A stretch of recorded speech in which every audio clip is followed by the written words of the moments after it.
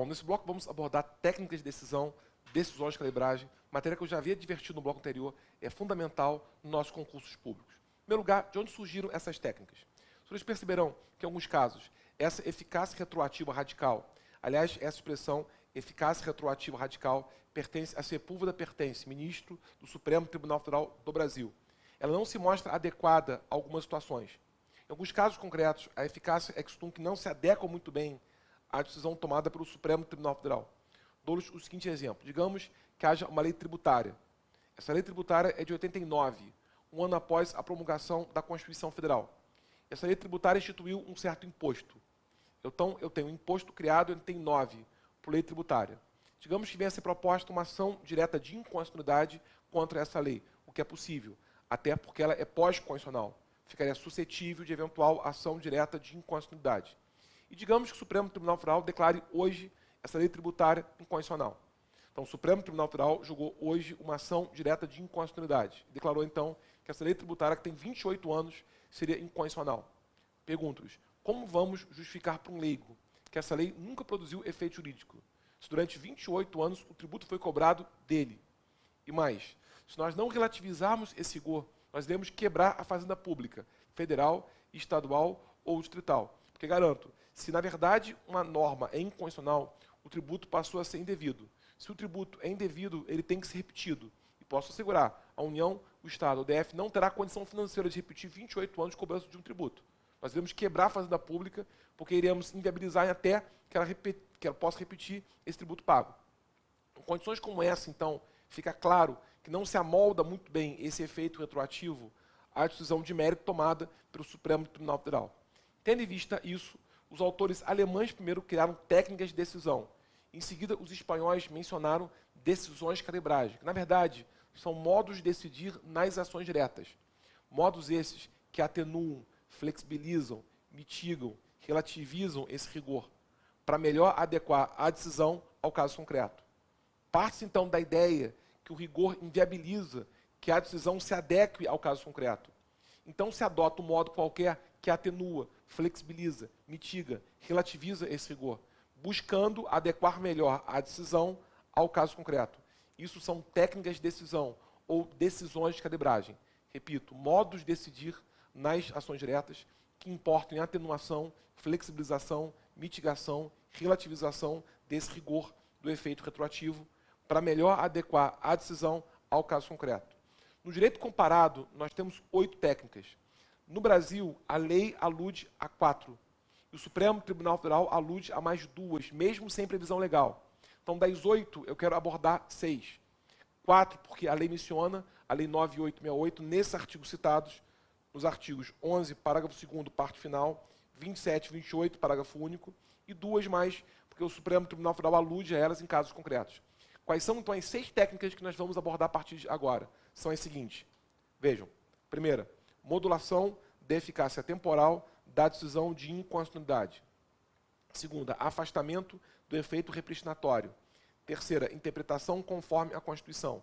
Quarta, declaração parcial de inconstitucionalidade sem redução de texto. Quinta, processo de inconstitucionalização. Sexta, declaração de inconstitucionalidade sem pronúncia da nulidade. Já antecipo que as 4 primeiras estão previstas por lei. Faço menção à Lei 9868 de 99. A primeira, no artigo 27. A segunda, no artigo 11, parágrafo 2º, parte final. E a terceira e a quarta citadas no artigo 28, parágrafo único. Todos, repito, da Lei 9868 de 99. As 2 últimas, processo de inconstitucionalização ou declaração de lei ainda constitucional ou inconstitucionalidade com progressão progressiva, são sinônimos, depois vamos abordar isso, e declaração de inconstitucionalidade sem pronúncia da nulidade não são objetos expressos da lei, mas são, na verdade, acolhidas por algumas decisões tomadas pelo Supremo Tribunal Federal. Então, como fazem parte da prática do Supremo Tribunal Federal, vou fazer menção também às 2, mesmo sem previsão legal expressa acerca delas. Quero passar, então, em revista cada uma delas. Repito, isso aqui é aquilo que na prática diária do Supremo Tribunal Federal é utilizado. Isso aqui é aquilo que hoje em dia concursos públicos estão perguntando. Isso aqui é aquilo que os livros em geral pouco falam, ou nem falam. Eu vou então aprofundar ao máximo essas técnicas, preparando-os para essas provas. Primeira técnica, modulação da eficácia temporal da decisão de inconstitucionalidade. Artigo 27 da Lei 9868/99. Vamos então a esse artigo. Prevê o artigo 27 o seguinte: ao declarar a inconstitucionalidade de lei ou ato normativo e por razões de segurança jurídica ou de excepcional interesse social, poderá o Supremo Tribunal Federal, por 2/3 dos seus membros, restringir os efeitos da declaração ou decidir que ela só tem eficácia a partir do trânsito julgado ou de outro momento que venha a ser fixado. Só para que fique claro uma curiosidade, essa norma é cópia do artigo 261 da atual Constituição de Portugal. Nós pegamos esse artigo 261 da Constituição de Portugal, trouxemos para a lei e trocamos Tribunal Constitucional por Supremo Tribunal Federal. Mas, por curiosidade, Constituição de Portugal, artigo 261, tem redação igual a essa, por influência espanhola, que por sua vez teve influência alemã. Mas, na verdade, tem uma norma em Portugal quase idêntica a essa. O que é, então, modulação da eficácia temporal da decisão de inconstitucionalidade? Sinceramente, só tem como entender isso aqui se nós fizermos um gráfico. O gráfico seria o seguinte: digamos que eu tenho uma linha do tempo formada por 3 momentos cruciais. Então, 1, 2 e 3. 1, norma produzida. Então, produziu-se a norma aqui. Então, produziu-se a norma no momento 1. Entendeu-se que ela poderia ser inconstitucional. Então, 2, propositura de uma ação direta de inconstitucionalidade. O processo tramitou. Ao final, entendeu-se que o pedido era procedente. 3, nós temos declaração de inconstitucionalidade. Então, 1, produção da norma. 2, propositura de uma ação direta de inconstitucionalidade. 3, a declaração de inconstitucionalidade da lei ou do ato normativo. Pergunto-lhes, em regra, que tipo de efeito a decisão tomada no instante 3 produz? Até porque, já antecipo, técnicas de decisão são situações excepcionais. Por serem situações excepcionais, têm que ser expressas. Se não for dito nada, segue-se a regra. Então, se no acórdão não houver nenhuma menção, seguindo-se então a regra, que efeito a decisão produz? Efeito ex nunc ou efeito ex tunc? Parece claro, efeito ex tunc, efeito retroativo. Até que instante? Até o instante 2 ou até o instante 1? Bom, se a norma é nula, ela nunca operou efeito válido. Portanto, é claro que o efeito é efeito retroativo total. Então, o efeito será esse. Se não for dito nada, o efeito será ex tunc total, alcançando a norma desde o instante 1, instante no qual ela veio a ser produzida. Mas, no entanto, digamos que os pressupostos estejam presentes. Notem que aqui são conceitos abertos. Segurança jurídica, excepcional interesse social, mas os pressupostos estão presentes. O Supremo Tribunal Federal opte de modo expresso sempre por aplicar esse artigo 27 da Lei 9868/99. Se porventura ele aplicar esse artigo 27, o que se abre é a seguinte possibilidade. Volto a ter um instante formado por 4 momentos básicos. Então, 1, 2 e 3. Novamente, momento 1, produção da norma. Momento 2, propositura de uma ação direta de inconstitucionalidade. 3, declaração de inconstitucionalidade. O que pode, então, o Supremo Tribunal Federal é fixar um marco temporal a qualquer instante. Bom, digamos que ele fixe o marco temporal aqui. Para quê? Para que a decisão não retroaja até o momento 1, mas só retroaja até o marco temporal que ele próprio fixou. Então, modulação de eficácia temporal da decisão de inconstitucionalidade será nesse gráfico isso aqui. Fazer com que a decisão só retroaja até o instante que ele próprio fixou, até esse instante. Em termos bem claros, é sair de uma situação de eficácia ex tunc total e cair em uma situação de eficácia ex tunc parcial, podendo, notem, até chegar a uma situação de eficácia ex nunc. Porque se esse marco temporal for fixado aqui ou depois, não há eficácia retroativa, só há eficácia prospectiva. Isso, então, seria modulação da eficácia temporal da decisão de inconstitucionalidade. Repito, o Supremo Tribunal Federal, de forma expressa, verificando a presença dos pressupostos, que são conceitos abertos, pode fixar o marco temporal a qualquer instante. Se ele fixar o marco temporal antes do acórdão dele, o efeito será ex tunc parcial. Se ele fixar o marco temporal no momento em que profere o acórdão depois, o efeito passará a ser efeito ex nunc. Isso é modulação da eficácia temporal da decisão de inconstitucionalidade. Algumas observações devem ser colocadas agora. Primeira, desde o momento que eu comecei a aula de hoje, eu estou preocupado em dar eficácia prática àquilo que eu disse. Então, por exemplo, falei hoje do efeito vinculante. Disse quais eram os dois efeitos práticos dessa eficácia vinculante. Permitir reclamação e alcançar normas de igual teor. Quero fazer a mesma coisa agora. É muito bonito que, em tese, eu diga isso aqui. Olha, o efeito não é mais efeito ex-tunc, total pelo menos. Pode ser efeito ex-tunc parcial. Ou até, se for o caso, chegar a ser efeito ex-tunc. Isso é lindo. Agora, na prática, que efeito isso aqui produz? Então, devo começar colocando o seguinte.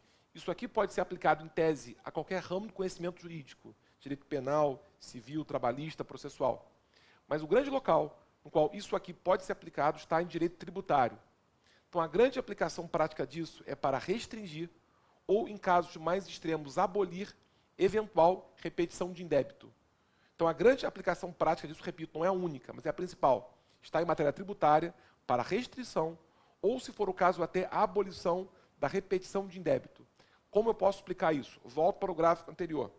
Digamos que essa lei venha a ser tributária e ela criou um certo imposto. Então, era uma lei tributária, ela criou um certo imposto qualquer. Nesse caso, por exemplo, houve pagamento de 5 prestações. Então, primeiro pagamento, segundo, terceiro, quarto, quinto. Após a quinta prestação, o Supremo Tribunal Federal declara essa lei inconstitucional, não modula os efeitos dela, e diz então que o efeito do seu acórdão é efeito ex-tunc total. Então, tem uma lei que o Supremo Tribunal Federal entende inconstitucional, sem modular o efeito dessa sua eventual afirmação, com 5 pagamentos anteriores com base na lei que seria inconstitucional. Pergunto-lhes, nesse caso, que ação nós, contribuintes, podemos propor? Ação de repetição de indébito. E até seria uma ação simples, porque na petição inicial da ação de repetição de indébito, o autor poderia invocar que a precedente, o Supremo Tribunal Federal, transitando e julgado, que já declarou que aquela lei seria inconstitucional, o que vincula, inclusive, o juiz a repetir o tributo.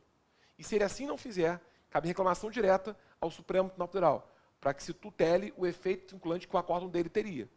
Então, notem, bastaria então uma ação de repetição de indébito na petição inicial a informação dada ao juízo, que é a decisão tomada pelo Supremo Tribunal Federal com eficácia vinculante e transitar no julgado, naquele sentido vinculando a tanto. Sob pena até de, se assim não for feito, ser proposta reclamação direta no Supremo Tribunal Federal. Agora, pergunto-lhes, repetição do quê?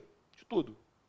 Se houve pagamento, seria inconstitucional, repete tudo aquilo que foi pago. Até porque se o tributo é inconstitucional, ele é indevido. Se é indevido, ele tem que ser repetido. Repetição de todos os pagamentos feitos, dos 5. Mas digamos que o Supremo faça isso. Module o efeito. Fixe o marco temporal aqui. Bom, existiam 5 pagamentos. Primeiro, segundo, terceiro, quarto, quinto. O Supremo continua entendendo que a lei seria inconstitucional, mas modulou o efeito disso. E fixou o marco temporal nesse instante. Pergunto-lhes, nesse caso, que ação pode ser proposta? Ação de repetição de indébito.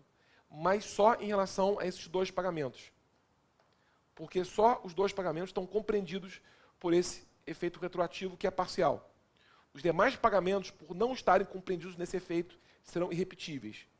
Esses 3. Notem, aqui então houve restrição da repetição de indébito. A princípio, a repetição de indébito teria como compreender 5 pagamentos. Pela modulação da eficácia temporal da decisão de inconstitucionalidade, só vai compreender 2. Então, houve restrição da repetição de indébito, de 5 para 2. E não tenham dúvida, quanto maior for o interesse fazendário, mais o marco temporal vem para cá. Porque, por exemplo, se ele for fixado aqui, a restrição é mais intensa, porque ao invés de 2, só haverá repetição de 1 pagamento. E se esse marco temporal for fixado aqui ou depois, se houver eficácia ex nunc, o caso nem é de restrição da repetição de débito, mas sim de abolição da repetição de débito. O Estado instituiu um tributo, reconheceu que a lei que instituiu o tributo seria inconstitucional e não devolve aquilo que foi pago com boa-fé, inclusive. Ou seja, se nesse caso o efeito for ex tunc parcial, a restrição da repetição de indébito. Mas se nesse caso o efeito for ex nunc, a abolição da repetição de indébito, não se devolve nada, mesmo sendo um tributo inconstitucional. Por isso eu coloquei, a principal aplicação prática disso está em direito tributário para o fim de restringir ou, em casos mais extremos, abolir a repetição de indébito. Se o efeito for ex tunc parcial, trata-se de restrição. Se o efeito for ex nunc, trata-se de abolição da repetição de indébito. Então, na prática, a principal, repito, não única aplicação dessa técnica está aqui. 2 observações finais, as 2 teóricas. Primeira observação. Eu já li em muitos autores a seguinte frase: na medida em que o Brasil agora acolhe essa técnica, no artigo 27 da Lei 9868 de 99, nós estaríamos nos afastando da tradição americana do ato nulo e nos aproximando da tradição austríaca, do ato inconstitucional. Seria o artigo 27, de acordo com alguns, um reconhecimento de que esse ato poderia ser anulável. Se porventura lerem, ouvirem ou souberem disso, desconsiderem. O artigo 27 da Lei 9868 de 99 não é incompatível com a ideia de que o ato seria nulo. É totalmente harmônico com a ideia da nulidade do ato inconstitucional. Tanto é que no próprio Estados Unidos da América, de onde surgiu essa técnica da nulidade, há algo similar. Lá se fala em prospective theory, que é muito similar àquilo que a lei traz no artigo 27 aqui. E lá nunca se discutiu se o ato seria nulo ou não. Ele continuaria nulo, mesmo aplicado à ideia da prospective. A mesma coisa acontece aqui. O ato é nulo, mesmo aplicado ao artigo 27. Até porque, convenhamos, não posso dizer que o ato é nulo se o artigo 27 não for aplicado ou anulável se for. O vício é um só. Ou ele é nulo ou não é.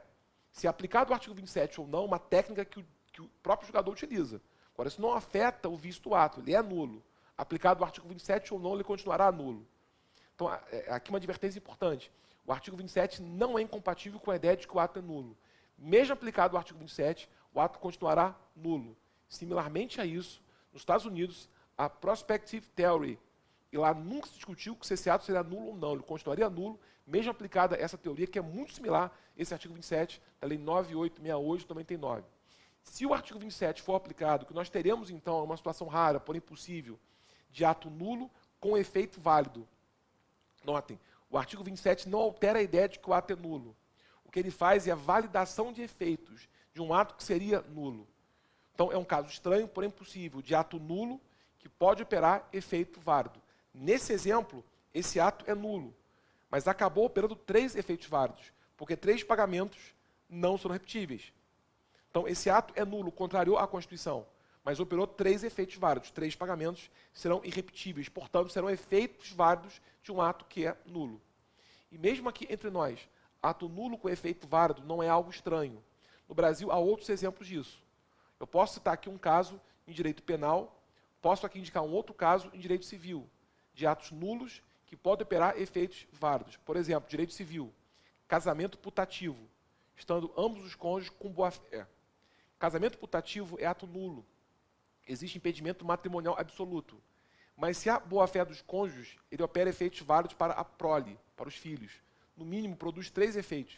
Transmite alimentos, transmite nome, transmite herança. São efeitos válidos de um ato que é nulo. Então, direito civil, casamento putativo, se houver boa-fé dos cônjuges, produz efeitos válidos para a prole. Repito, alimentos, herança e nome. Direito penal, digamos que um réu venha a ser condenado, pena, reclusão durante 5 anos. O Ministério Público não recorre. Então, acorda um transitor em julgado para acusação. A defesa recorre. Só que a defesa, ao recorrer, não alega erro de julgamento, só alega erro de processamento. O senhor sabe que se houver alegação de erro de julgamento, se o recurso for conhecido e provido, a decisão é reformada. Agora, se só houver alegação de erro de processamento, se o recurso for conhecido e provido, a decisão é cassada. E os autos voltam ao juízo ACO para outra sentença. É o caso. Então, a defesa alegou só erro em procedendo. O tribunal, conhecido o recurso, proveu o recurso, anulou a sentença e baixou os autos, para que o juízo ACO proferisse outra sentença. O juízo ACO, ao proferir outra sentença, não poderá fixar a pena acima de 5 anos, porque se assim o fizer, produzirá reformácio em pese indireta, agravará a situação do réu por um recurso exclusivo dele. Tanto esse ato era nulo que o tribunal cassou, tanto ele operou um efeito válido que limitou a sua sentença a 5 anos. Isso aqui é um outro exemplo de ato nulo que opera efeito válido. Eu citei casos de validade e efeitos de atos nulos no direito civil e penal. Esse é um caso no direito constitucional. Então, repito, o artigo 27 da Lei 9868 de 99 não é incompatível com a ideia de que o ato é nulo. O ato continuará nulo. O que ele, na verdade, opera é a validação de efeitos do ato. Então, é um caso de ato nulo que pode operar efeitos válidos. E a segunda observação decorre disso. Que fundamento sustenta isso? Ou seja, que princípio eu posso utilizar para fundamentar a ideia de que eu poderia ter um ato nulo que mesmo assim opere efeitos válidos. Isso aqui recebe o nome, é um princípio alemão, do princípio da proteção da confiança legítima. É o que fundamenta essa ideia. Proteção da confiança legítima, ou seja, deve haver proteção na confiança que as pessoas mantêm na validade dos atos do poder público. Há uma validade presumida de todo ato do poder público, e as pessoas confiam nisso. Então, deve haver a proteção da confiança das pessoas na validade dos atos do poder público. Se a confiança deve ser protegida, isso quer dizer que, não sendo possível manter o ato, que no mínimo se mantenha efeitos dele. Vejam, não sendo possível manter o ato, que no mínimo se mantenham efeitos que esse ato produz. Ou seja, se for possível manter o ato, que se mantenha esse ato. Isso aqui se estende a outros campos do direito também. Por exemplo, no direito administrativo se admite convalidação de atos administrativos, porque seria uma situação na qual se manteria o ato. Então, se for possível manter o ato, que se mantenha esse ato. Se não houver a possibilidade de se manter esse ato, portanto, por ser nulo o ato, que se mantenham efeitos dele. Nesse caso, não havia como se manter o ato. O ato era nulo. O ato contrariou a Constituição. O que se buscou foi a manutenção de efeitos desse ato. Ou seja, aqui 3 efeitos foram mantidos, porque 3 pagamentos não são repetíveis. Então, a fundamentação é essa. Já que as pessoas confiam na validade dos atos do poder público e deve haver a proteção por parte do Estado dessa confiança, se houver a possibilidade de se manter o ato, que se mantenha. Por exemplo, convalidação de atos administrativos. Se não houver a possibilidade do ato ser mantido, por exemplo, num vício grave, como inconstitucionalidade, que se mantenha os efeitos dele. Então, há uma separação clara entre ato e o efeito que o ato produz. Aqui, o ato é nulo, mas alguns efeitos, ou até se for o caso, todos os efeitos, podem ser válidos. Pela separação, repito, clara entre ato e os efeitos que esse ato produz. Então, a primeira técnica, a mais complexa, é essa: modulação da eficácia temporal da decisão de inconstitucionalidade. Depois, há uma outra técnica, chamada afastamento do efeito repristinatório, prevista na mesma lei, só agora no seu artigo 11, parágrafo 2º, parte final. O artigo 11, parágrafo 2º, parte final, diz assim: a concessão de medida cautelar torna a legislação aplicável anterior a caso existente, salvo expressa manifestação em sentido contrário. Então aqui é dito, se houver liminar, ela torna aplicável legislação anterior a caso existente. A explicação já foi dada, porque a liminar é uma antecipação de tutela, salvo expressa manifestação em sentido contrário. Aqui surge a técnica, salvo expressa manifestação em sentido contrário.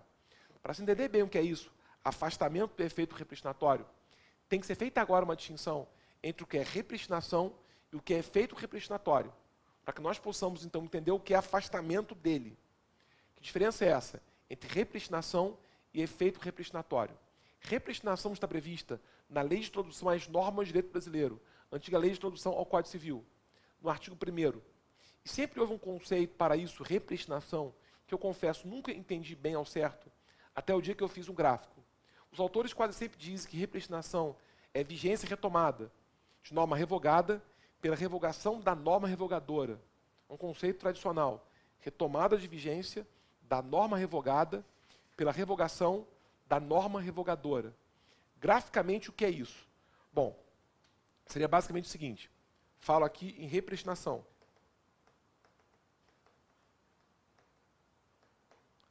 Há a norma A. Ela é revogada pela B. Só que depois a B é revogada pela C. Repristinação seria isso. Ou seja, retomada de vigência, e o vetor indica isso, da norma revogada, que seria a A, pela revogação da norma revogadora, que seria a B. Repito, retomada de vigência da norma revogada pela revogação da norma revogadora. Pergunto, no Brasil isso existe? No Brasil isso existe. Se a última norma for expressa. Então a norma C terá que ser expressa. Ficará repristinada a norma A. Se não for expressa, ela não acontece. Isso aqui está previsto na Lei de Introdução às Normas do Direito Brasileiro, artigo 1º. Então poderá haver repristinação da norma revogada pela revogação da norma revogadora se a última norma for expressa acerca disso. Isso aqui se parece, mas não é igual a efeito repristinatório, que é muito parecido, mas é um pouco diferente. O que há de similar entre os dois conceitos é que também aqui a vigência que se retoma. Então, também aqui o caso de retomada de vigência. Só que isso costuma dizer que nós temos retomada de vigência de uma norma supostamente revogada por outra, declarada inconstitucional. Vejam, retomada de vigência de uma norma supostamente revogada por outra, declarada inconstitucional. Então, o que existe aqui seria o seguinte: eu tenho a norma A. Ela seria supostamente revogada por outra. Então, coloco aqui em linhas tracejadas, porque não é revogação efetiva, mas sim revogação suposta, por outra norma, que seria a B. É suposta porque depois a lei B se declara inconstitucional, em sede liminar ou definitiva. Efeito repristinatório é isso aqui. Ou seja, retomada de vigência está aqui, de uma norma que seria A, supostamente revogada por outra, que seria a B, declarada inconstitucional. Mais uma vez, repito, retomada de vigência de uma norma supostamente revogada por outra, declarada inconstitucional. Isso aqui está previsto agora na Lei 9868 de 99, artigo 11, parágrafo 2º. E é o efeito natural da declaração de inconstitucionalidade da Lei B. Nota, então, que entre os dois institutos há 4 diferenças. 2 são muito claras, 2 decorrem do conceito. Primeira diferença, óbvia. Quando se fala em repristinação, há 3 normas. Quando se fala em efeito repristinatório, há 2 normas. Está claro aqui. Repristinação, 3 normas, A, B e C. Efeito repristinatório, 2 normas, A e B. Outra diferença. Quando se fala em repristinação, nós temos 3 normas e 2 revogações são válidas. Não há nenhuma norma aqui inconstitucional. Então, 2 revogações válidas. Quando se fala em efeito repristinatório, nós temos 2 normas e uma revogação inválida. Ela é inválida porque a última norma seria inconstitucional. Então, nós teríamos 2 normas e uma revogação inválida. Essas 2 diferenças são gráficas. Pela leitura do gráfico se extrai que tanto existe uma como também existe a outra. Mas há outras 2 diferenças. Terceira diferença. A repristinação envolve 3 normas, tem 2 revogações válidas e é causada por um ato legislativo. É o ato legislativo consistente na Lei C que provoca a repristinação. Então, o que deflagra o efeito, na verdade, seria um ato legislativo. Ao contrário, efeito repristinatório envolve 2 normas, uma revogação inválida e é causada por um ato jurisdicional. É o ato jurisdicional que declara a lei B inconstitucional que deflagra o processo. Então, a causa não é um ato legislativo, não é uma lei. A causa é um ato jurisdicional, decisão judicial, que declara liminarmente ou não a lei inconstitucional. E há uma 4ª diferença. Repristinação envolve 3 normas, tem 2 revogações válidas, é causada por um ato legislativo e tem que ser expressa. Se não for expressa, não acontece, conforme já vimos colocado. Agora, efeito repristinatório envolve 2 normas, tem uma revogação inválida, é causada por um ato jurisdicional e é automática. Ela é tácita. Nada tem que ser dito. Se declarou a lei inconstitucional, automaticamente esse efeito produz. Se for para dizer alguma coisa, é para então produzir o afastamento do efeito. Note, a técnica não é o efeito em si. O efeito em si é algo natural. Ele vai ser operado no momento em que se declarou alguma coisa inconstitucional. A técnica aqui é o afastamento. Então, já que técnicas têm que ser expressas, na verdade, aqui, se for dito alguma coisa expressamente, é para afastar esse efeito. Por isso, eu só utilizei a parte final, salvo expressa manifestação em outro sentido. É para afastar esse efeito. Isso aqui é muito comum quando as leis versam sobre valores monetários, por exemplo, salário. Digamos, por exemplo, a lei A versasse sobre salário mínimo. Ela fixou o valor do salário mínimo em X. Então, o valor era X. A lei B o que fez? Concedeu um certo reajuste e fixou o valor em X mais Y. Deu um reajuste consistente em Y e o valor passou a ser X mais Y. Digamos que haja uma ação direta contra a lei B, dizendo que o valor fixado seria insuficiente. Não atenderia, nesse caso, os critérios que a Constituição estabelece no artigo 7º, inciso 4º, que fala em critérios de saúde, alimentação, lazer para o trabalhador e família. Então, digamos que venha a ser proposta uma ação contra a lei B, afirmando que o valor seria insuficiente, não atendendo aos critérios da Constituição no artigo 7º, inciso 4º. E digamos que o Supremo Tribunal Federal declare a lei B inconstitucional.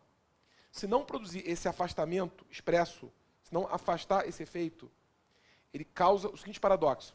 Declaro a lei B inconstitucional por ser o valor insuficiente e, por conseguinte, o valor passará a ser menor, passará a ser o valor de A. Nesse caso, então, é notório que o Supremo Tribunal Federal deve se valer do artigo 11, parágrafo 2º, parte final, e de forma expressa afastar esse efeito. Tecnicamente, ele só declara a lei B inconstitucional, mas na prática ele afasta as duas, porque ele declara a lei B inconstitucional e afasta o efeito representatório sobre a lei A. Então, aqui de duas uma. Ou depois se fará a lei C, fixando um valor maior do que B, porque B já seria inconstitucional, ou não se fará lei nenhuma, e o caso passará a ser de inconstitucionalidade por omissão. O prazo razoável para que se produza a lei aqui é muito exíguo, até porque enquanto não houver a produção de outra lei, não haverá valor qualquer, mínimo no Brasil de salário, mas aqui de duas uma. Se declara a lei B inconstitucional, se afasta o efeito sobre a lei A, então se aguarda que se faça a lei C, que fixe um valor maior do que o valor de B, ou que não se faça nada. Se não for feito nada, o caso é de omissão inconstitucional, se resolve por ação direta de inconstitucionalidade por omissão, matéria que nós vamos depois, na próxima aula, abordar. Isso aqui se chama afastamento do efeito repristinatório. Repito, efeito em si não é a técnica, até porque o efeito repristinatório é natural na medida em que se declara alguma coisa inconstitucional. A técnica, por isso expressa, é o afastamento dele. Por isso se chama afastamento do efeito repristinatório, essa técnica. E por isso o fundamento é a parte final do parágrafo 2º do artigo 11 da Lei 9868, de 10 de novembro de 99. Tocamos, então, em duas técnicas. No próximo bloco, vamos tocar nas outras 4 que restam. Interpretação conforme a Constituição, declaração parcial de inconstitucionalidade sem redução de texto, processo de inconstitucionalização e declaração de inconstitucionalidade sem pronúncia da nulidade. São temas do nosso próximo bloco, então.